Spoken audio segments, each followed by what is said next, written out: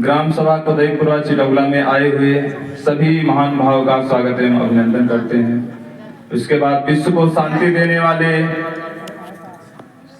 तथागत भगवान गौतम बुद्ध के चरणों में सत नमन करते हैं। उसके बाद हमारे बीच में पधारे हुए भंते जी को वंदन करते हैं। तत्पश्चात महिलाओं को सम्मान देने वाले, बहुजन समाज को अधिकार देने वाले, भारत को संविधान देने वाले बाबा साहब डॉक्टर भीमराव अम्बेडकर के चरणों में नमन करते हैं। उसके बाद बाबा साहब का साथ देने वाली उनकी धर्मपत्नी माता रमाबाई को हम सत्सा नमन करते हैं, क्योंकि उनके बिना जो भी आज हम लोग हैं ये सब एक सपना होता, असंभव होता। उसके बाद महिलाओं को शिक्षा का अधिकार देने वाली सावित्रीबाई फुले एवं उनका साथ देने वाली फातिमा शेख का हम सत्संग नमन करते हैं। उसके बाद में बहुजन समाज को राजनीति सिखाने वाले मान्यवर साहब कांसीराम को हम सत्संग नमन करते हैं। तत्पश्चात बहुजन समाज में जन्मे हुए सभी महापुरुष, संत, गुरु एवं वीरांगनाओं को हम सत्संग नमन करते हैं। जैसा कि आज हम लोग यहाँ पर एकत्रित हुए हैं, आज 26 नवंबर संविधान दिवस, ये जो हमारा भारत देश का संविधान है, पूरे विश्व में सबसे अच्छा संविधान है, सुसज्जित संविधान है, जो सबको बराबर का हक अधिकार देता है, चाहे जो धर्म हो, चाहे जो संप्रदाय हो। आज जो सबको बराबर का अधिकार मिला है कि हर धर्म के लोग अपने अपने छत पर अपने अपने धर्म का झंडा लगा सकते हैं, तो ये भारत के संविधान की देन है। नहीं तो आज जैसे सांप्रदायिक दंगे हो रहे हैं, हिंदू मुस्लिम हो रहा है, आप लोग देख रहे हैं, अगर भारत का संविधान ना होता तो क्या होता।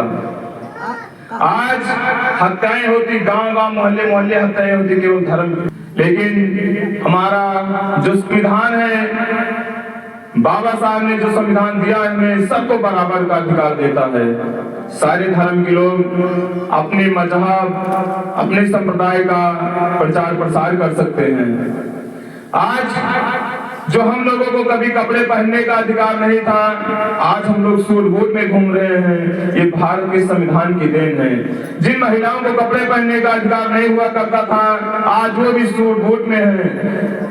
हमारे समाज को शिक्षा का, धन, धरती का, राजपाट का अधिकार नहीं था, आज हम लोगों के पास सारी चीजें उपलब्ध हैं। हम लोग हासिल कर सकते हैं सारी चीजों को। लेकिन यही कुछ समय था जब हमारे भारत का संविधान नहीं था, तब हमको ऐसा कोई अधिकार नहीं था। हमारे पुरखों को जब अधिकार मिला कुछ लिखने का, पढ़ने का, तब हमारे जो पुरखे हैं, जो हमारे महापुरुष हैं, सबने पूरे देश के हित के लिए सोचा। लेकिन वही अन्य लोगों को जब मौका मिला, तब उन लोगों ने हमें गुलाम बनाया, षड्यंत्र रची, हमारे पुरखों उनके रहने के लिए जगह दी, जमीनें दी, लेकिन हमारे ही पुरखों से धोखा किया, गुलाम बनाया।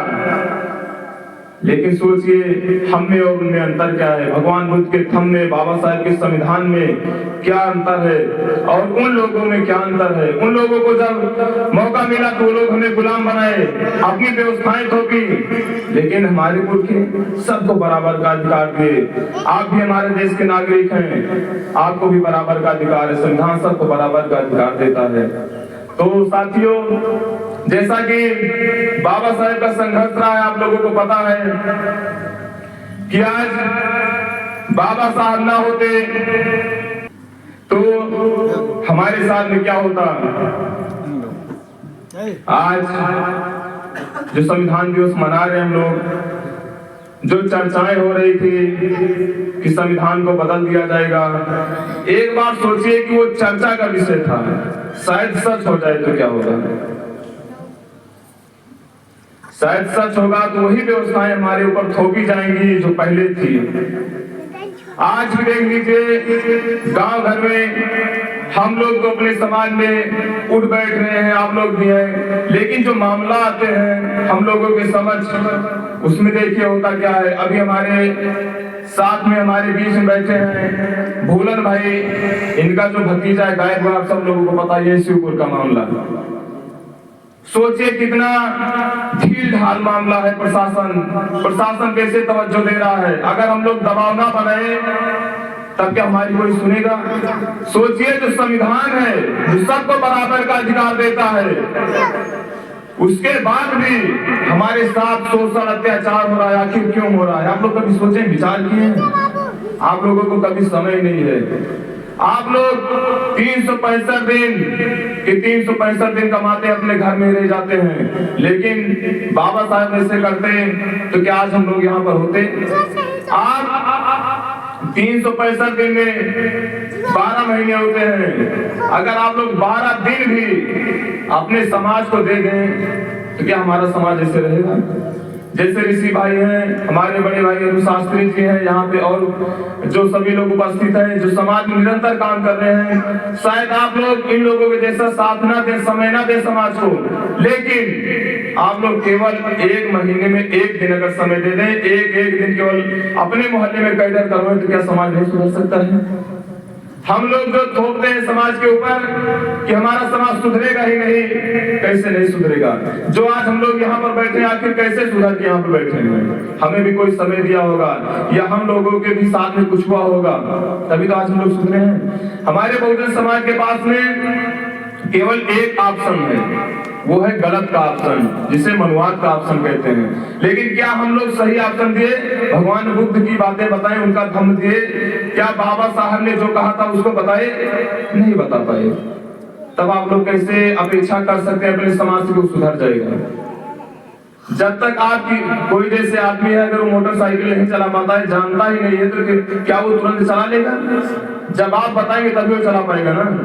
तब आप मोहल्ले मोहल्ले जिस दिन जाएंगे, उसको बाबा साहब की बात बताएंगे, भगवान बुद्ध की बात बताएंगे, और मनुवाद और अम्बेडकरवाद में अंतर जिस दिन बताएंगे, उसके पास 2 ऑप्शन होगा, एक सही का एक गलत का।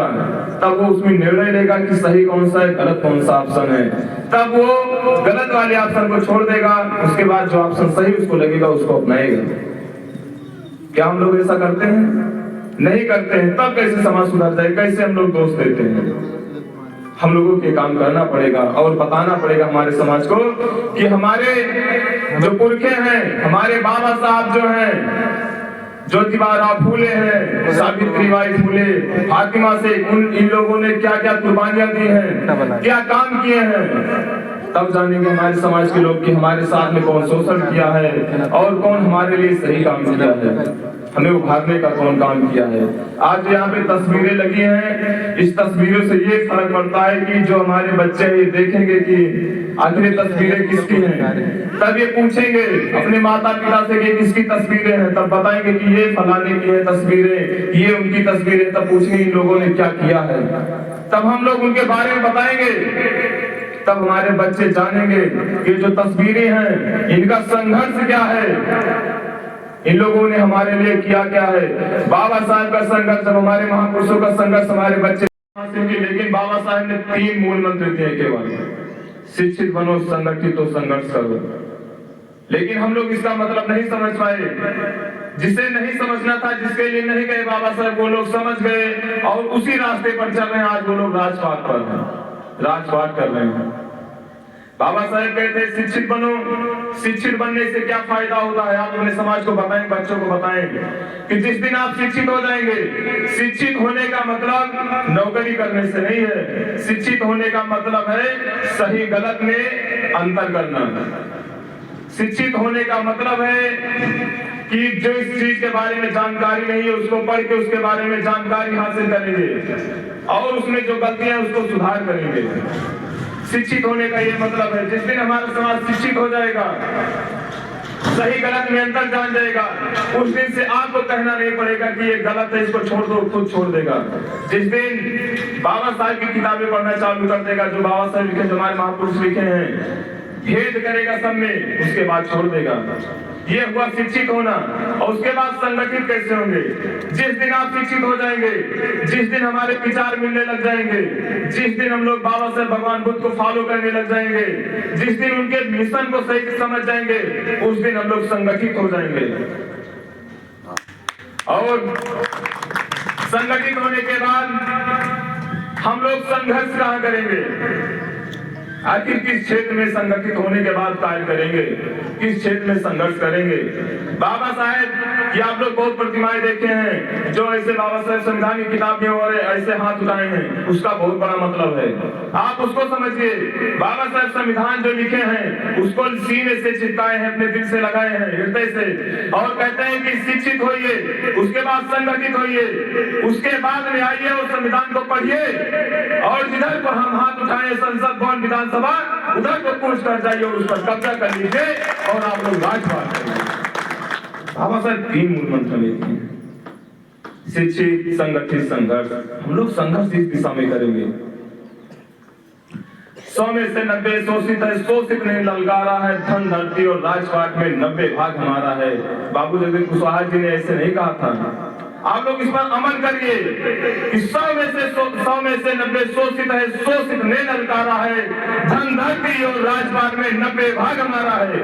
आप उठिए, शिक्षित हो जाइए, संगठित हो जाइए और संसद भवन विधानसभा की तरफ कूच कर जाइए, प्रधान से लेकर प्रधानमंत्री तक अपना बनाइए और 90 भाग में कब्जा कर लीजिए।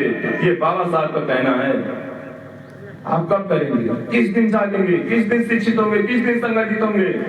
किस दिन इन चीजों को समझेंगे? आपको समझने की जरूरत है। बाबा साहब कहते हैं पूरा समाज आंदोलित नहीं होता, पूरा समाज आंदोलन नहीं करता है, पूरा समाज क्रांति नहीं करता है, केवल 4% लोग क्रांति करते हैं। हम लोग यहाँ पे जितने लोग बैठे हैं, आप लोग केवल बाबा साहब के मिशन को समझ जाएं कि बाबा साहब का मिशन क्या था, उसी दिन से क्रांति चालू हो जाएगी। जिसमें बहुत मित्र बैठे हैं, समय भी कम है, हम उनको अपना समय देंगे। इसके बाद में बहुत बहुत धन्यवाद। आप सभी साथी क्रांतिकारी। जय भीम, नमो बुद्धाय, जय संविधान, जय जोहार, जय मंगल, जय।